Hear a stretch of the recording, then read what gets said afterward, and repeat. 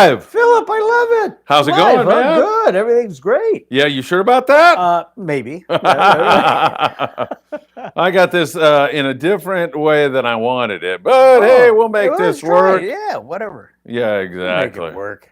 We always do, don't we? Absolutely. I mean, almost You know, always. we don't stress. What was it? Alfred D. Newman? Yeah. What? Mad Me Magazine? worry? Yeah, remember that? Yeah, of course I do. Yeah. How's everything?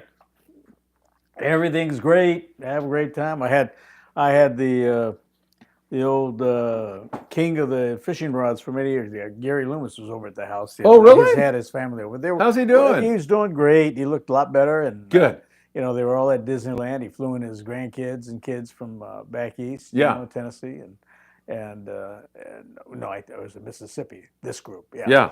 But yeah, it was fun seeing him. We had a blast. He's a great guy. Typical, just laughs, talk about some of the goofy stuff we did over the years. But that's what to me, that's what fishing's about. And those stories, they're precious. Yeah, they are. Completely. I mean, just the stuff we did at shows, on the road. I mean, we were goofy. When you see, you talk about big kids, that was us. I mean, the stories and everything are just almost legendary, But that to me, that's what made fishing, what it was to me. Yeah, 100%, man. It's about the friends you meet and the people you spend time with. That's the biggest blessing of the whole deal, Phil. You look at the nucleus of people that over the years we've been around and had the pleasure of being with, guys that impacted this industry just unbelievably. And we were very blessed to have them in our neighborhood, a lot of them, the Russ Eisers with Spectras, the graphite rods, all the reel makers, from Daiwa to Accurate, and Carl Newell, who started with the aluminum spool. That changed everything. You got a Newell right behind you in a box, actually. Perfect. Somebody donated for the kids there of you go. Cedros. Doug Tilk. Awesome. He That's donated, awesome. so it's great stuff, man. No question. We got the history here, and that we're so proud of it. And we were blessed to be around it that whole time. Hey, you guys, you are listening to the Danny Kadota Show with veteran Captain Danny Kadota. He's here to answer any questions you might have. We're going to go through some of the sport fishing that is capturing the news, and Danny will make comments about that. But please, want you to feel free to ask Danny a question. I already see a lot of people on here, Danny, a lot of your loyal fans who love you so much. You can't beat them, Man, they're the best. Kim Herbert is on here from Missouri, and he wanted to say hello to you, Danny. Hey, how's it going? And so, Cal Fisherman, I have to Black Rock tackle Danny K. Rods. Do you remember who originally made the blanks for Black Rock? Black Rock blanks, I guess he's talking about. The so, Black Cal Fisherman, Rocks, thanks for the question. Those were not domestic; those were made overseas. Oh, okay. No, I take that back. My series was done up in Woodland, Washington. Oh, really? Yeah. Well, Black Rock was the name of the business? That was the name of the blank? Black Rock Tackle, those were overseas. Oh, okay. Yeah. Made in China or something? Or Yep. That's where everything was being made at one time. And they were pretty good rods. They hit the parameters that we wanted and the price points. And for the money, for a decent graphite rod, it was good. We didn't lose too many of them, maybe a couple of the light ones, but I liked them. They're especially for the price, they were phenomenal. They rated with some of the more expensive ones I had too. So Cal Fisherman says they were labeled the Danny Kadota series. Yeah. Well, I always maintain, Phil, that there's only one rod for each line class. And depending on the way you fish, you make that determination.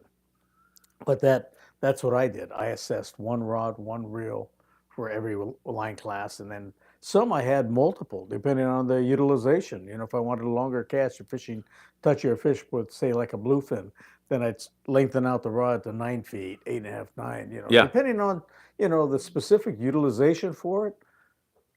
I had a rod for every single purpose, and I've always believed you have to do that to have it fish efficiently. There's no such thing as one rod can do everything. It just doesn't work that way, folks.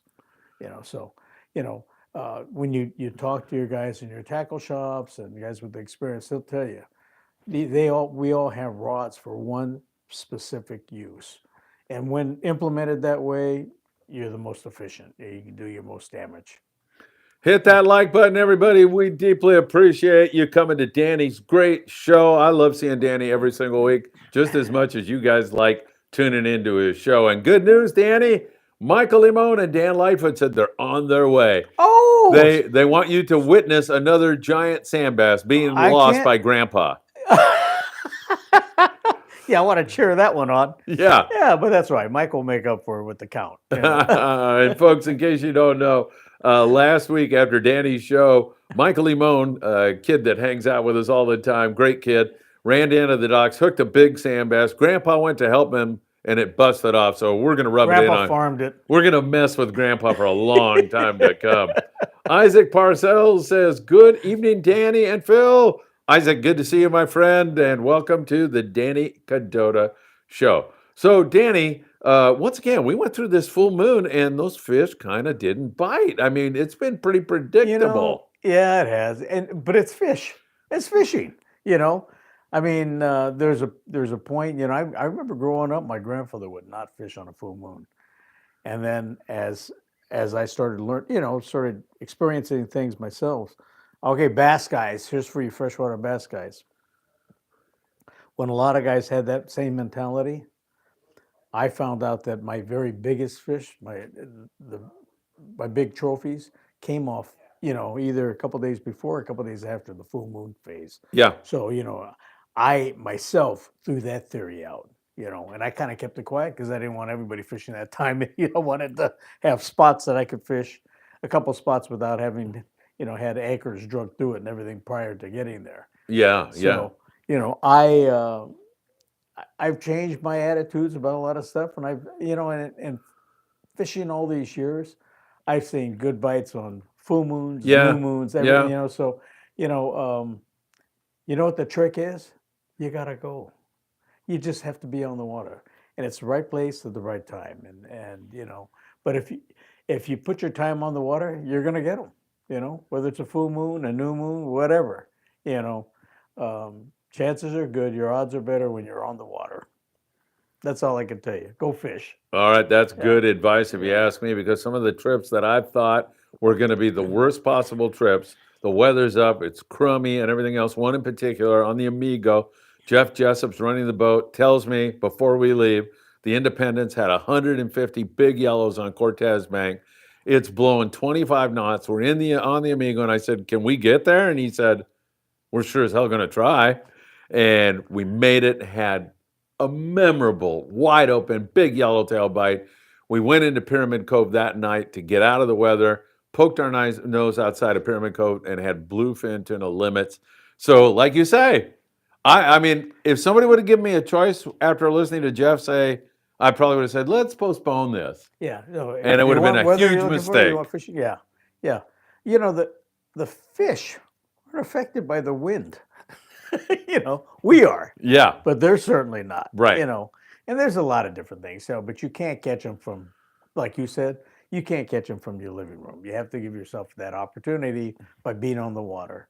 And I've seen exactly the same thing on flat, calm days where you're chomping at the bits and, just stagnant, do nothing, And after running boats all those years, folks, the trick is you just have to go fishing. You could try to formulate things in your head, and you may have certain things and tendencies that are consistent. I did with those trophy bass. I did fish the full cycle. I mean, almost every day of the full moon, because you just didn't know which day they were off. But we all had that. You had to formulate that yourself. Growing up, my grandfather I fished with every weekend. He did not like full moons. But I found, contrary to that I had some of my best days ever. Yeah. Full moon. So you just have to go out and fish, guys. That's what can I tell you. There's no such perfect. When have you been able to? It's pretty rare. There's a few times when you can do it, but when have you been able to almost guarantee yourself from catching fish? I mean, there's been a few times, and times within a bite that you can go out and consistently just whack them. But for the most part, it's fishing. It's not catching. So you just have to be out there. 100%. Hey, Jerry Wade works here at 22nd Street Landing with Tony Gonzalez in the evenings, and we will have him in a podcast tomorrow sharing some of his sport fishing dreams, some of his great catches, really great advice, and also all about 22nd Street Landing. Don't miss Jerry tomorrow. Martin M. Hey, Martin, it's great to see you here, my friend. He says, hey, guys, and this is for you, Danny, because you are a freshwater bass guy. It says, what lures and line sizes do you recommend for largemouth bass fishing? In your experience, what's been the most successful? Okay, first off, well, we don't, you're going to have to determine where you're fishing. Is he in California? And is he in California? Are you in Yeah, I think California? he is. Okay, so Yeah. you have your Florida strain that we dealt with back in the 80s, and when they first put them in. Well, they actually put them in, I think, in the late 60s down in Miramar and everything.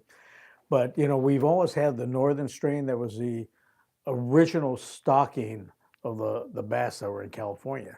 So as you go north, most of those were all northerns, and so there's a totally different the way those fish react. With the northern bass, and this is where I started out fishing bass fishing plastic worms, spinner baits, crank plugs, topwater Rapalas, and things like that. The northern bass are much more aggressive.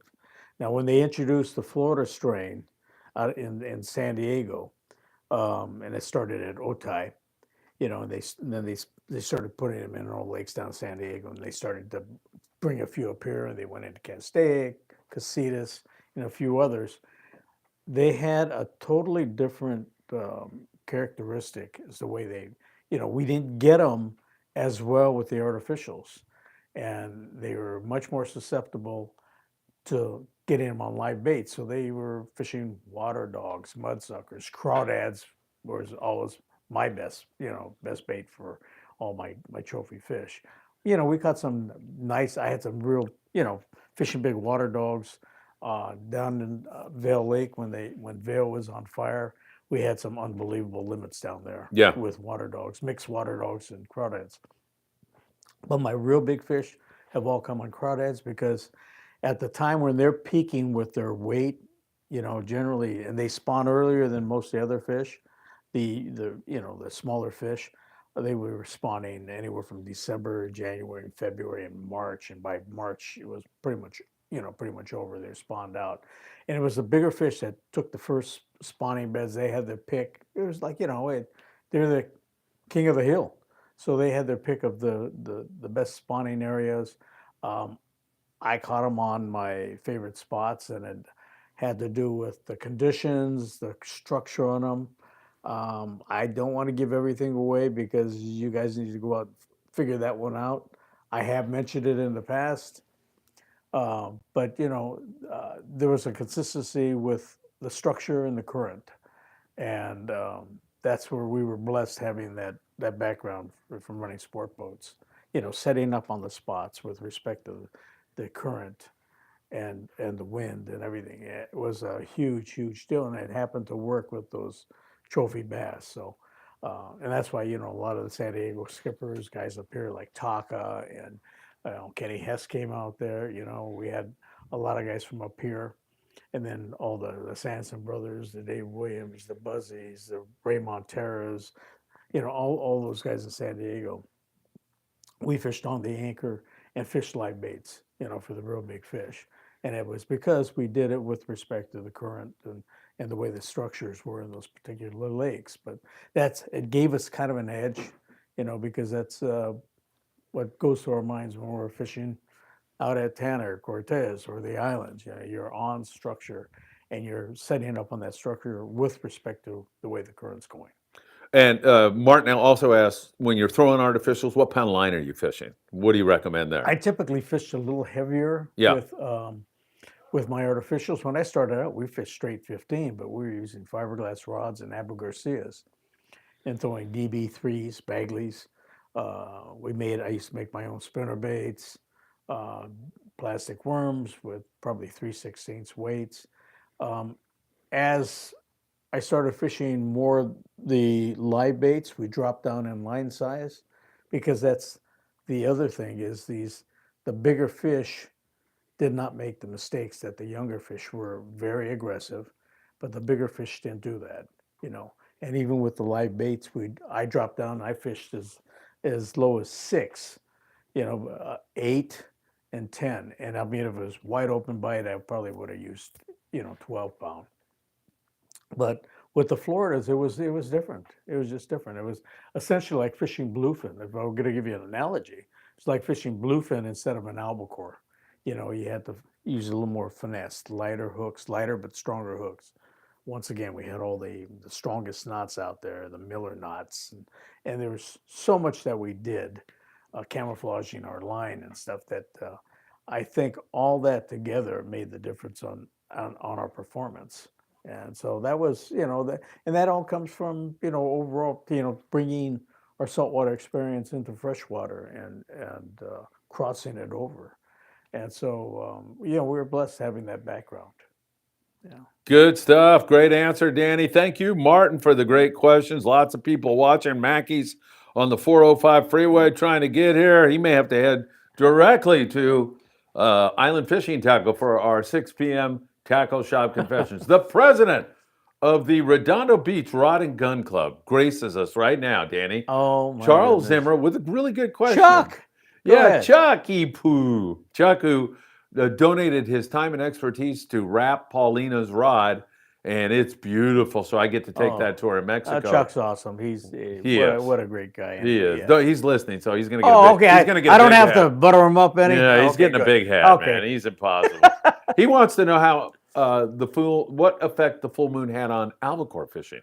What do you remember about this? Here's something I remember. You're the pro. Correct me if I'm wrong. I remember going albacore fishing and guys saying on the full moon, they're going to make a move. They're going to make a move. Yes or no? No, you can say, what are you talking about? I think there's a certain part of it where they stage on a full moon, they feed up. Yeah. And then they do make that move. Yeah. But I've seen some of my very best bites in full moons, folks. So I have too. And again, I've caught all my biggest bass within the 3 days before or 3 days after the full moon. So I mean, I'm just going to say it just on the largemouth bass in general, right there. But I've seen full-on bites on tuna, with the full moons too. So I've changed my attitude, and whether you hit them or you miss them, you have to be out there. And that's the only thing that's going to give you a chance, And I've seen good bites on both the dark and the full. So, to me, it's just about being out there, just being out there. You can't. There's no guarantees. It's fishing, not catching. So Chuck, you fish a lot. The more you fish, the better your odds are going to be. That's just the whole deal. You could formulate it yourself, but my grandfather did not like fishing full moons. As I grew up, and particularly in my bass fishing, to me it was a great time to go, and I kind of kept it quiet, because a lot of guys didn't like fishing on full moons, but we did a lot of damage on some of those big fish. Yeah, for sure. I also remember, Danny, I don't know if you remember this, but sometimes during that full moon period, it would be really scratchy, and like the old captain would look at me and say, "Well, what the hell do you think? They've been eating all night with that moon." It's and time so of you day never know, right? Time of day too. Yeah, and it would bite later in the day. Yeah. And you were praying that you were on a day and a half trip if the fish were at That's 60 right. miles or something. That's right. And now, Phil, if you think about it too, the way we have these, trips where we fish all night and stuff like that, that's changed the game too. Oh, yeah. Because we never had that. I mean, we had to kick it for home. Yeah. To be at the dock at 8 o'clock, maybe Turn and 9 burn. at the mix. You turn around and you got to go again. Yeah. Bring a new group out and go. Yeah. So that has changed too. So think about that. Being able to fish these night bites on the lake and everything may have made a huge difference. Or even getting the late afternoon bite where it transitions into the night, I know that makes a big difference. I know the crews in San Diego absolutely love fishing all night long. My Brutal, hat's man. off to them. I'm telling you, it is me hard. too. And even as a passenger, it's tough to get out there and fish day. And we've had I've had trips, but the last one's on the angler. I mean, they bit during the day, and we're going, okay, I'm going to sleep during the day because of the smaller grade of fish. Only one of the guys, Cubito, got one. What was it, a 170 or something like that? During the day, he was trolling during the day. Well, normally the troll fish, especially bluefin. We didn't even troll for bluefin, Right.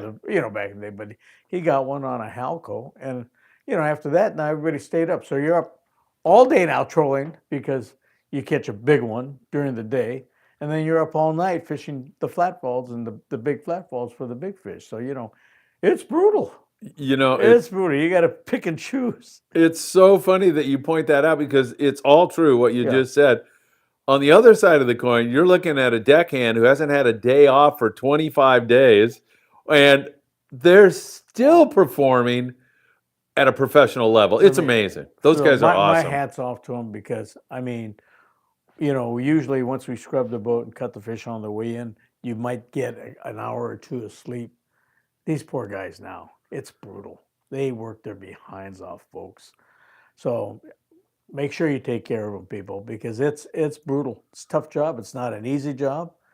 So make sure you thank them and you take care of them at the same time too, gratuity-wise. Because they, it's a 24-hour day for them nowadays. Chuck Zimmer with a great question. Chuck, great to see you here, my friend. Ken Herbert says, I'm going out for back-to-back 2.5-day trips in October. Danny, do you prefer single inline hooks, double fang hooks, or treble hooks on stick baits and poppers for tuna? If I have a choice, I would fish single hooks, and especially if I'm going to release fish and everything. But we ain't releasing any fish. What are you talking about? I've done even fishing the big arapaima down in Guyana.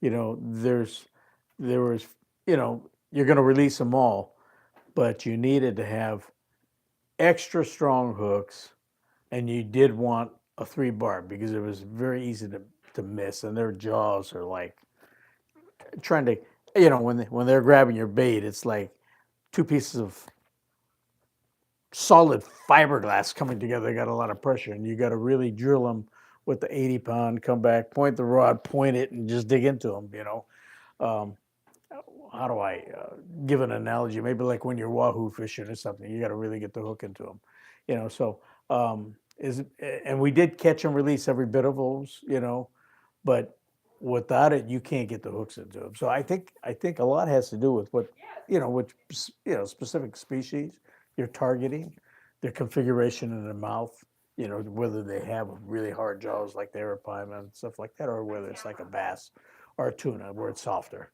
So it depends on the species that you're fishing. Yeah. But for bluefin tuna, bluefin, you could use. You're going to go single hook? Is that what you think would be best? You can if you're going to release them. You can if you're going to release them. Tamara just walked in our office. Hi, Tamara. Hey, how you doing? Nobody can see. You want to go over there and get in the frame? Do you know what the Friedman Adventures thing? Yeah. Look at that, Tamara. You want it. I love you. Thank you for coming by. Time. Do you know the Danny Kadota Show too? No. Oh, sure. Well, my husband might. Welcome. Introduce you to Danny Kadota. Yeah. Hi. How are you? Nice to meet you. Tamara, thanks for coming by. We are live right now, so we appreciate you. We love seeing our fans come by here. Tamara, awesome. Thank you so much. All right, let's see. LabWorks has a question, or what is this, a comment? 3 days into the lead up to the moon. I'm not sure, LabWorks, if you're saying that's a good time or a bad time, but I'm guessing you're saying it's a good time because a lot of guys think it is a good time. I fish the whole time. Yeah. A lot of times I fish the whole stretch. Yeah. Because what if you miss that one bite day when they go off? Yeah. So I would just fish the whole stretch. Like I said, I kind of kept it quiet at that time. Yeah. I would, once I kind of determined that's when we're getting all those upper teen fish and stuff like that, the nicer fish. That was one of my favorite times. Yeah. And I would fish it hard. Yeah. Beautiful. LabWorks, it's been a while since I've seen you on here, man. Good to see you, my friend. We're going to come to Australia one of these times. He's watching from Australia, Danny. Wow. Danny awesome. and I are going to come fish those big yellows off the rocks with you. Barramundi, they got all kinds of Yeah, goodies down there, yeah. man. Have you fished Australia? No, I have not. Yeah. I have not, but that would be definitely on the bucket list. Yeah, it is a cool Yeah, place. I yeah. fished it, and it was Cool. fun. I had a That's really awesome. good time. Long time ago. Wow. All right, Rob S. If I'm planning on throwing a popper, should I get a spinning reel setup?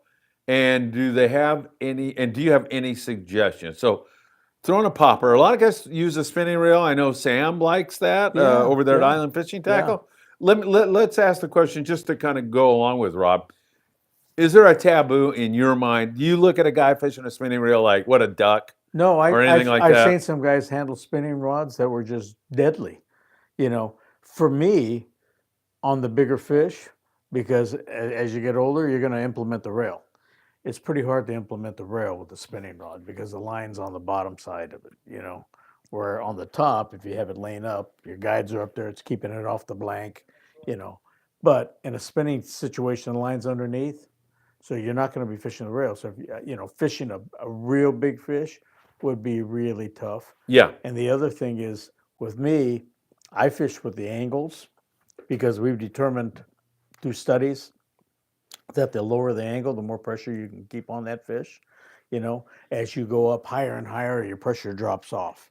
You know, and so I don't, I don't, I don't fish that way because particularly with a big fish, to get every bit of line, I'm pressuring it down as low as an angle as I can get. You know, a 60 or a 30, almost pointed. Actually, with pointed it, you're going to get your most pressure of all. Yeah. Right? Because there's, you know, it's direct. You know, so I get as close as I can to that. You know, depending on the size of the fish, but it's going to be your most efficient. You know, as far as putting maximum pressure on it. All right, there you go, Rob. Good luck to you, my friend. Hope you get a nice big bluefin really, really soon. Ken Trenholm is a great guy. He's going to be on the Apollo on a 2-day trip tomorrow night with us, Danny. Awesome. He says, hello, Friedman Adventures family. Phil, I can hardly wait for the trip. That makes two of us, Ken. And I would like to thank you, Danny, for all of your knowledge. I'll do my best to put what I've learned into practice. Oh, that's what a nice tribute to you. Thank Thank you, Ken. Thank you. And you know what? Even myself, and I've made this a point too, if I can't learn something new every time I go out, I'm not looking hard enough. So, you know, you'll find the most astute fishermen are the greatest students of the sport. And you're going to find that they will learn something every time they go out. And so that's a big thing. And you know, like with just listening, if you could pick up one thing off the show or anybody's comments, you know, that's a plus. You know, when you store that up in here, it's like a computer. Yeah, And exactly. there's times when you're going to be able to implement it at the right time and you become deadly because you've heard that before. Oh, what happens under this situation? And at least you try it. But the guys that are trying it are the guys that are leading. You know, it's not the guy that does the same thing every single time that's going to be the Highlander on the boat, you know, unless he's that guy that has that mentality, you know. So, yeah, watching and listening and, you know, that's the greatest tribute, you know, to becoming a really good fisherman. Thank you, Ken. That was lovely of you to say for Danny. And also, I'll see you tomorrow night. Uh-oh. Michael Limon just walked in the house, man. Okay. Go out there and say hi to Danny and say hi to our fans Michael, out we're going there. to start Michael, the fish count now? No, I can't fish today. Oh, stick your what head in there, happened? Michael. People can't see you. Lean down a little bit. Yeah. Say hi. You can't fish. I'm going to talk about you in a second, What by are you the on way. probation? Yeah. Oh, You're on probation with who, no. Grandpa? Yeah. He won't let you fish? Yeah, because we're fishing yesterday. Oh, you went fishing yesterday, so no fishing today. Oh, okay. Well, we'll give Well, I Grandpa got a it. ration Yeah, when I we used see to- him. What a rat fink That's he okay. is. All right, you better stick around for this because I have some breaking news here. Doug Rubin from El Sueño in San Diego. Hello, my friends. Bluefin tuna still biting down here at the Coronado Islands. I know they are, Doug. Lobster starts Friday night at 6 p.m. Stay safe. That's not what I'm going to break the news on. That is all great stuff, Doug, and we love you for bringing it. Doug Rubin is in, I think, a West Marine store over the weekend. Uh-huh. He sees a pretty Mexican girl.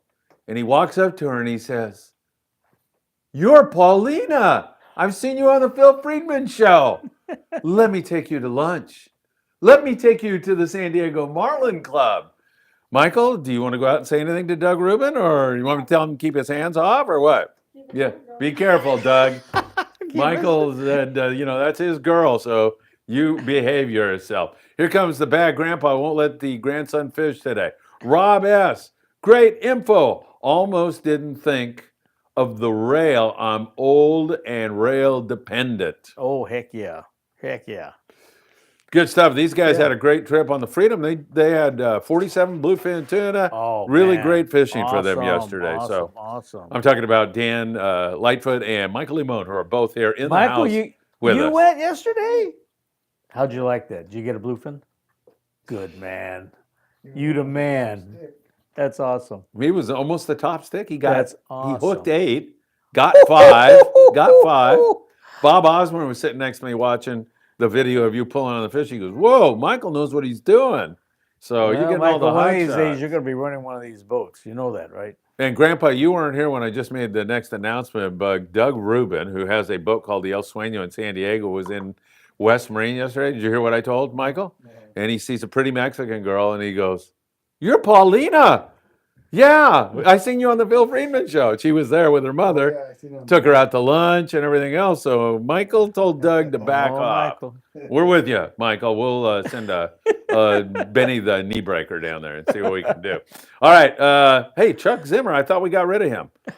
He's back again. Danny, what size Gamakatsu circle on daytime bluefin? I just picked up some number 4 Nautilus. That was a dumb move. Those are no good. No, I don't know. Go ahead, Danny. Well, you know, I'm not, Chuck, I'm not a big circle guy.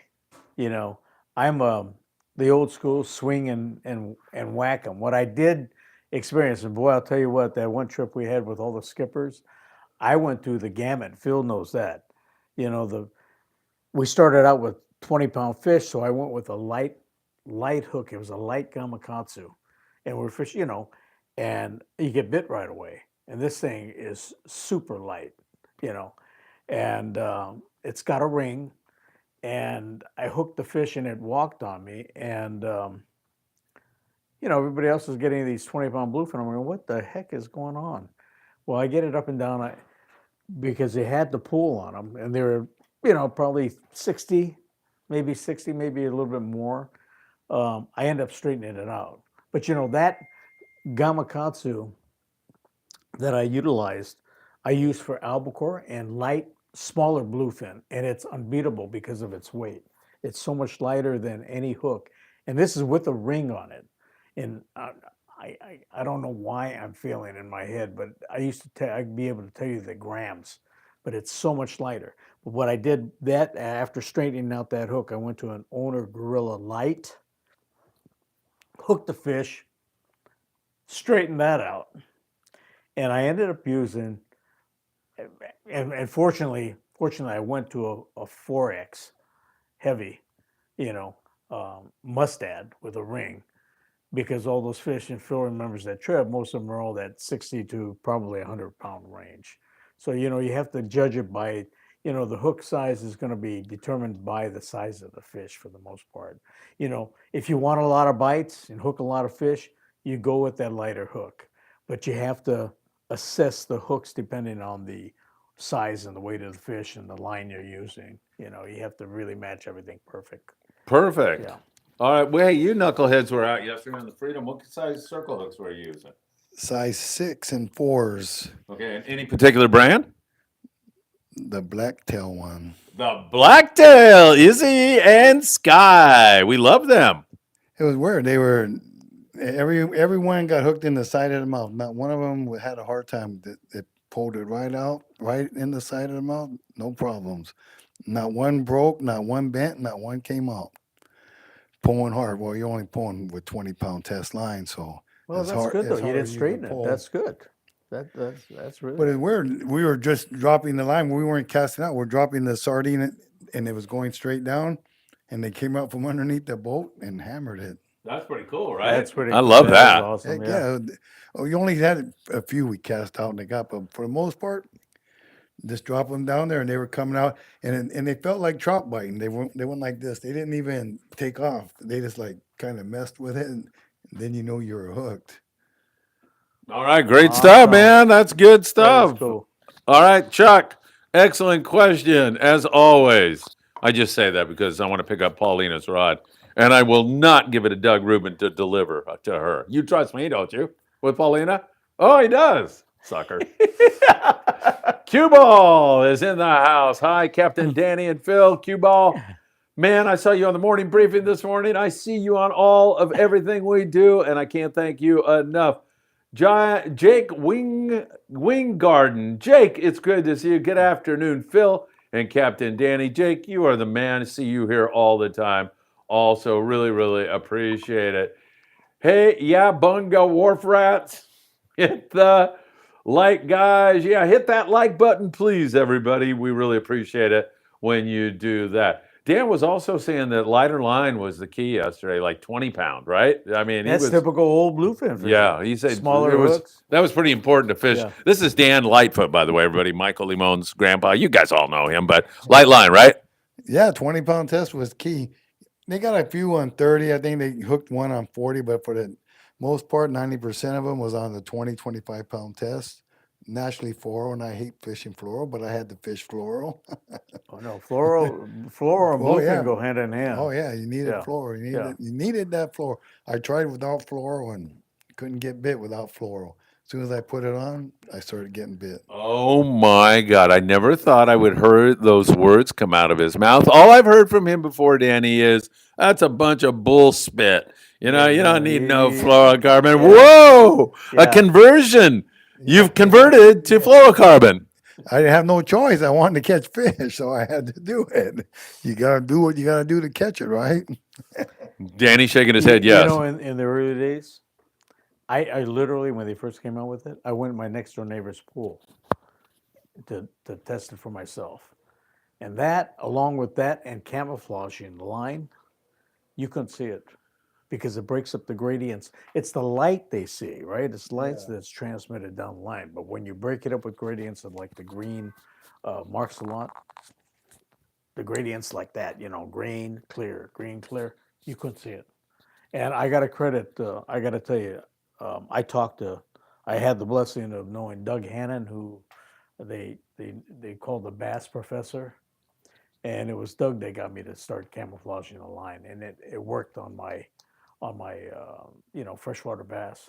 So I didn't typically do that with my saltwater stuff, but I know I could, just bring a marshal out along. But, typically when you're fishing the ocean, it's getting the bait to swim down in a way. And especially when we're using fluorocarbon now, I haven't bothered as much. But if it were a touchy situation, it makes a difference. Yep. They didn't want to jig. I threw my jig right on top of two boils. I mean, they boiled and I was right there and they didn't even hit it. I don't even know if they looked at it or not. They boiled and I came right across it. Nothing. Yeah.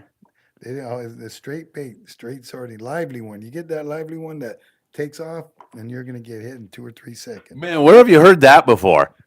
Phil Frieman. Hey, Dan, Halibut Man Mitchell says, also, Michael did a great job filleting the fish. You just sent me some video, which I'm going to have in the morning briefing tomorrow. But way to go getting him filleting fish, too. Or was Mitchell doing that? Well, Mitchell was the teacher. I was just sitting there watching him. Michael, Mitchell taught him right how to do it. And give him a sharp knife. Found out you need a sharp knife. If your knife's not sharp, it ain't going to work easy. So you're going to have a hell of a time. Excellent stuff. Danny, That's you love it. this, right? Teaching That's kids it. how to do that. That's the way to do it. Grandpa needs to teach him to turn his damn phone down when we're doing a podcast, too. Yeah, I know, because I make the same mistake. I leave my phone on, too. I know. It's easy to do. What? Yeah. Guess what? I know, man. Hold on. I'm just glad nobody left their phone on during the Desiree it's not thing we did. It's not on the ring. Yeah. Yeah, I would have screwed the whole thing up. All right, good stuff. Chuck Zimmer, the president of the, I almost said San Francisco Bay Area Tuna Club. That was a guy named Bat Batsford.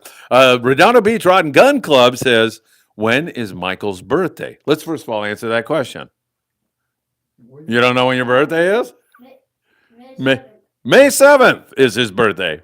He had to dig deep for that, but he came up with the answer. How's he doing on his rod collection? Chuck wraps rods. Maybe Chuck is thinking about a birthday present for you, Michael. My collection's pretty good. His collection's not that good, Chuck, so he could really use another rod. I've helped him out here a little bit. He's got plenty of rods. He doesn't need anything. His collection's great. He could use another one. Yeah, Chuck. Chuck Zimmer. You know Chuck. He's the greatest guy in the world. Tommy Tarr from the Christian Fibbers Club. Christian Fibbers Fishing Club. Great guy. Tommy, what's up, my man? Talk to me about Big Eye Tuna, Danny. What was the last time we had a good local BFT bite? Do they fight better than yellowfin and bluefin? Do they taste better? Boy, it's been a while. It's been a while. Generally, one of the ways to determine it is looking at the striations in the liver. So, I mean, you actually have to have the fish and cut it. But it's been a while. The other thing was the length of the fin. Yeah. You know, if it came back, I think it came back and covered the eye. It was a big eye. You know, I think the fins were longer. The bluefin, well, that's why we call bluefin the crew cuts. They had a shorter fin, too. Yes. You know, so it was always nicknamed the So crew his fin cut. was longer, the yellow fin or The big eye's fin was longer. So geez, how But long's and it the been? Coloration was like a bluefin, only it wasn't as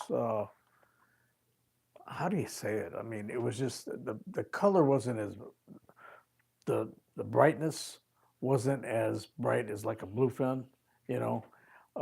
But generally, you could tell by the pectoral fin. Cue Ball is saying he hasn't seen Big Eye Tuna since '94. Yeah, it's been a long time. Yeah. It's been a long time. Yeah, it has. Yeah, I haven't seen those little guys or big guys. Yeah, right. Yeah, Exactly, man. Yeah, it has been a long, long time. I remember talking to Eddie McEwen on the phone and telling him, "Hey, Eddie, I need a big favor, man. I'm on a private boat.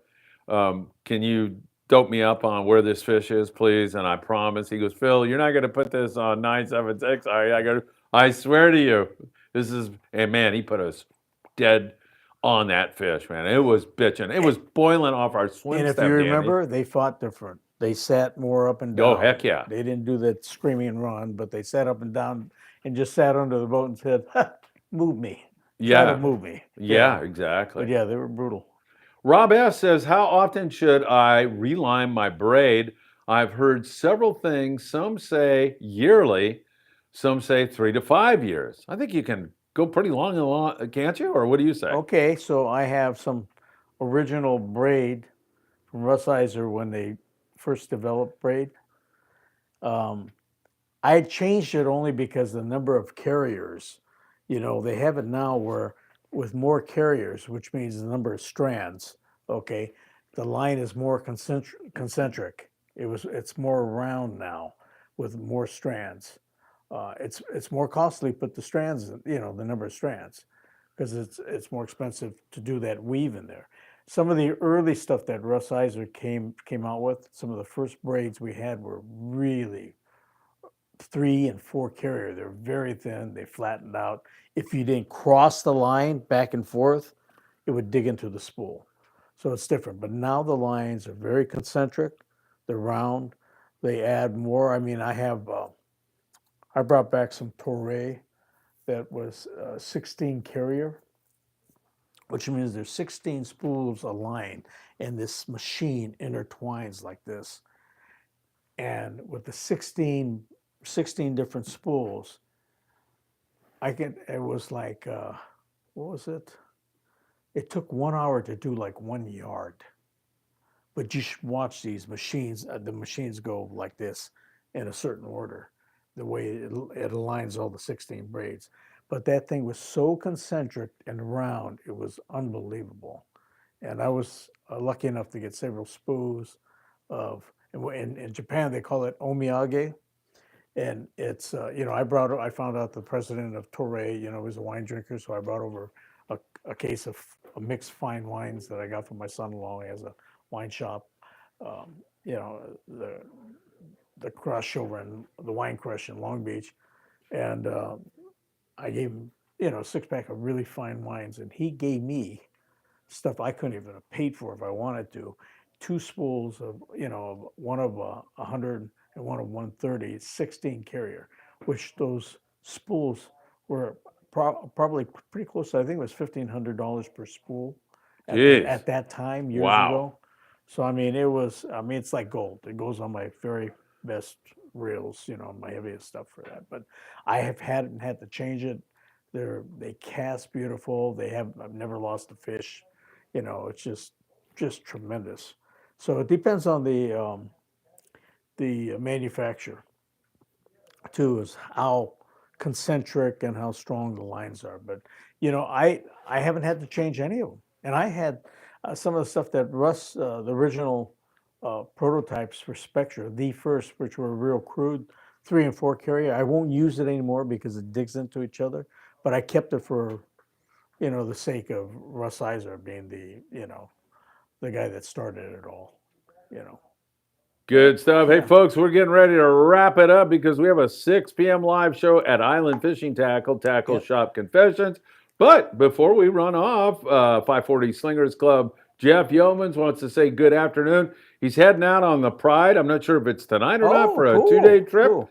And he's hoping the weather cooperates. It's been a little breezy. It's fall now. It's supposed to stop blowing. Yeah.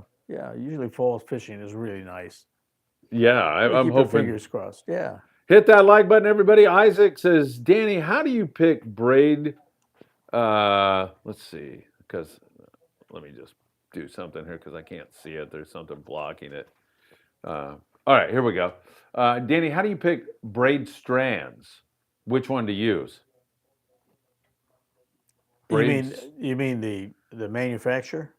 I'm gonna go with that. How's that? How Well, do you pick braid strands? Which one to use? I use, well, I've been very blessed being around some of the, like I say, the very best manufacturers of both fluorocarbon monofilaments and braids. And so, I've been, like I said, I've been lucky to get all that stuff. I mean, I brought back a lot of the stuff from Torre, which was absolutely the finest braid that I've ever seen. It's so concentric, so strong. And I haven't had to change it. And that's been, I can't even tell you how many years it is, but I haven't had to change any of that line, never had a failure with it. So, if you take care of it, you wash it, dry it, put it back on nice, I'm going to tell you, in my mind, I think it's almost like a forever line, which in the long run makes it cheap, so that's all I could say, I don't think I've ever changed anything except some of the early stuff, Phil, that I was telling you about, the first 3 and 4 carrier stuff that flattens out, when you pull it tight, because there's only a few strands. And then you got to be very cognizant about getting your thumb, bringing it back and forth on the spool so it crosses, otherwise it'll dig in, So that was another difference in some of the earlier braids that we had to contend with. Labworks in Australia, our dear friend says Varias and Test Line for me. Mm-hmm. Matthew Tamayo, Danny, on slow trolling a mackerel at the local islands. Can you elaborate on what the ideal setup, pound test, hook size, and proper trolling speed? So he wants to slow troll a live mackerel. What pound test, what size hook, what speed? God, I don't do any trolling. I hate to tell you this, but I mean, I'm sure you could rig it. We got a sport boat and 30 guys. It's pretty hard to. He might be a troll. private boater. Yeah, that's what I'm saying. So Yeah. it's just different. I wouldn't troll too fast. Probably nose hook it. You know why you can't hook it anywhere else because it would create too much drag. But in the nose, it'll keep that mackerel tracking well. So you just nose hook it. I know when we do I that would in use Mexico, I think they're trolling like maybe 2 knots, and Yeah. you put the hook, big old hook right through the 2 holes in the mackerel's nose, and Yeah. That way it just does that flutter, yeah. Yeah. There you go, Matt. Hope you get out and get some nice fish. Danny, we got to wrap this thing up, my friend. Another You great got it. show. Well, Another it's awesome. fantastic Danny Kadota Show. Great questions, folks. When you come up with things, anything in your head, if you're puzzled by it, write it down, and we'll talk to you next week. Yeah, we'll be back here All right. Monday at 4:15 You again. got it. with You the got it. Danny Thank Kadota you for Show. tuning in, folks.